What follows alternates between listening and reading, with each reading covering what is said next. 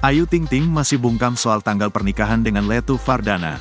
Penyanyi Ayu Ting Ting hingga kini masih bungkam dan enggan membocorkan tanggal pernikahannya dengan sang kekasih, Letu Muhammad Fardana. Saat ditemui awak media, Ayu Ting Ting hanya meminta doanya agar rencana pernikahannya berjalan lancar.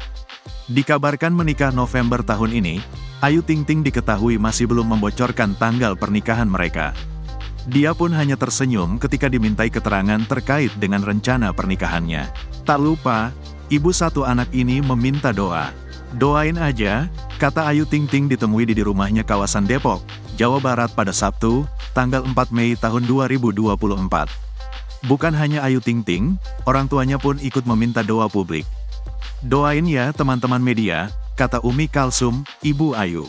Beberapa waktu lalu, ayah sang biduan berharap putrinya bisa segera menikah. Namun mereka tak menampik harus menunggu Muhammad Fardana selesai dinas.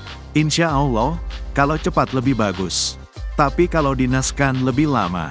Mohon doanya aja, semoga anaknya sehat, selamat," tutur Abdul Rozak.